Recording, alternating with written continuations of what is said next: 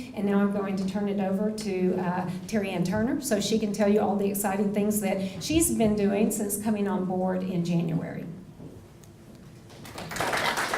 So where we are, where we started, where we are, and where we're going. And I use the word we with purpose. I may be the only one who is actually in the Department of Advancement, but we are all in this together.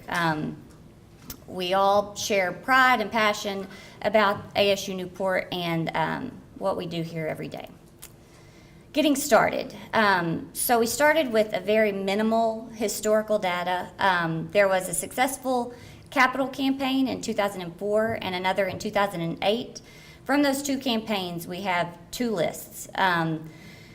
Basically a donor name and the amount that they pledged or the amount that they gave. We used those two minimal lists and started our database.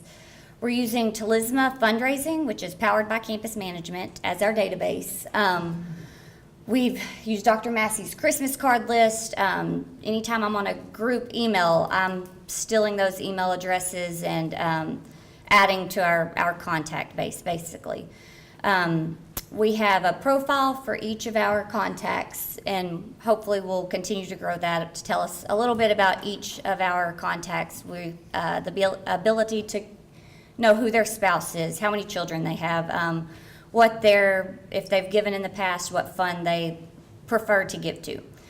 Gift records, we've been able to record all of the records from those two capital campaigns, and then also we kind of have a gap in giving history, but the foundation has been wonderful and given me the past 2 years, and so we've been able to store that, and we'll continue to work on getting every gift recorded.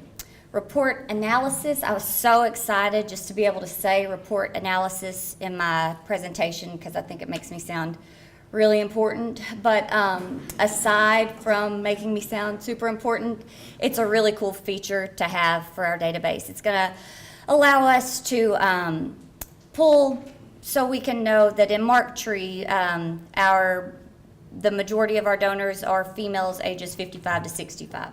Or it'll let us know what methods of solicitation are seeing those returns so that we can streamline our solicitation methods. We'll know what works and what doesn't, or I guess what needs work.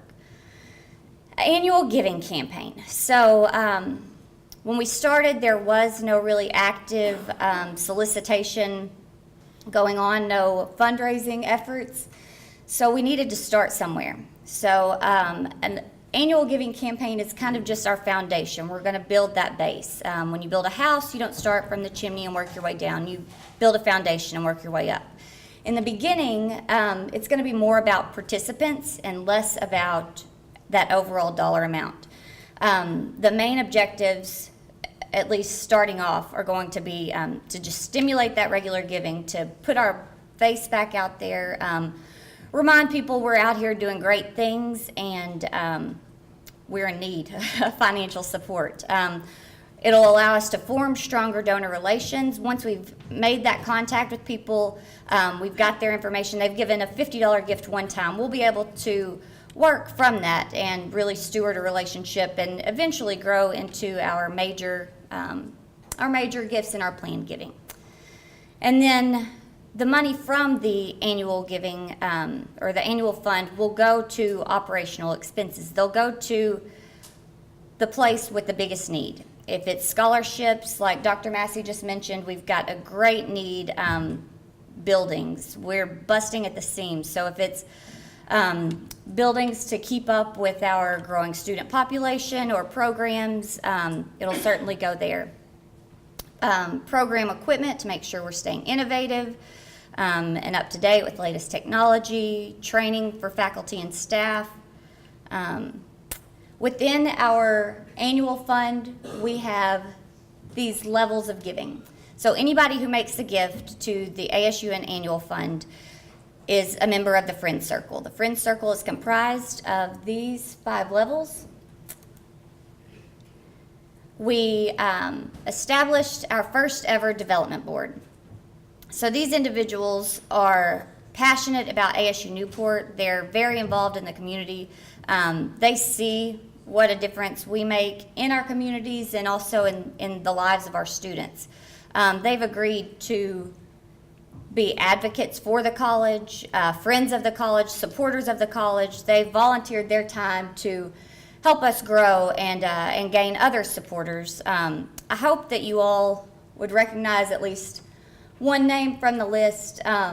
Certainly if you see them the next time you go to Walmart, if you run into somebody at the gas station, if you think about it, tell them thank you for their support. They really are going to be a key element in our journey. Our website. So the foundation website was controlled by a state. It is controlled by a state. In the past, it was really tailored to a state. In order to make a gift online, you would have to come to this page where it tells you, I would like to give to, and it's already filled in for you, the A State Fund. This is where the money's needed the most. Or you could give to the A State Scholarship Fund. Or you can write in if you want to do anybody else. So you'd have to write in ASU Newport. It just kind of, if you're maybe a little attention impaired like myself, by the time you get there, you're like, I'll write a check or I'll move on, I'll forget about it. So we've been able to work with the foundation to create a page specific to ASU Newport. It'll have our student success stories, photos of our past large gifts that have been made, video from Dr. Massey, and will be tailored to people who want to give to ASU Newport.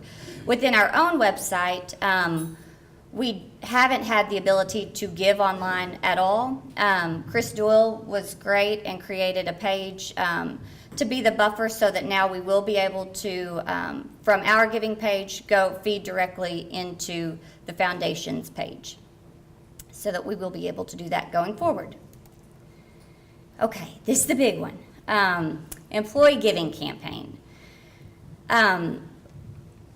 Faculty, staff, every employee of ASU Newport, we believe in what we do. We're doing great things. There's such importance to what we do here. Giving back to ASU Newport through our annual campaign is an opportunity to affirm that belief that we have in our work. When those of us closest to the college show our pride and dedication with a financial gift, it sends a profound message to industry, to the community, to alumni, to others that ASU Newport's worthy of their gift also. It really does start with us. I wanted to tell you guys a little story. When I interviewed for this position back in December, I remember sitting at the end of that very intimidating table with 12 people looking at you and firing questions. And one of the questions was, if you were to get this job, if you were to be our advancement officer, what would be your plan to get our employees to give to ASU Newport? And I remember kind of just thinking, we've had some doozies. This one seems like a trick question to me. Like, it seems so simple. We have the best employees ever. From my time in HR, I saw you guys all in action. Everybody goes above and beyond always. So it's like, tell them, communicate that there's a need. I have 100% confidence that 100% of our employees would be willing to give if they knew there was a need. So I think we just tell them about it. And from that little statement, a goal was born. So we have a goal of having 100% of our employees give to our annual fund. In order to count towards 100% giving, there is a $10 minimum. So I took the liberty of coming up with some things that we spend $10 on. When you go to the theater, you buy the giant tub of popcorn. I think it's like $8.90 something. With tax, it's definitely $10. Nobody finishes that. You leave it in the seat when you leave. You could buy a $10 scratch off or just throw your $10 bill directly in the trash. You could, the next time you go out to eat, buy an appetizer and beat yourself up the whole way home because you didn't need those additional calories. Or you could do this. You can change lives. Look at, I mean, these are our students. We do this. Every one of us, every day, every job does this. The pride these kids have, the opportunities that lie ahead of them, we're changing lives. So you could spend your $10 and get your tub of popcorn, or you can really make a difference.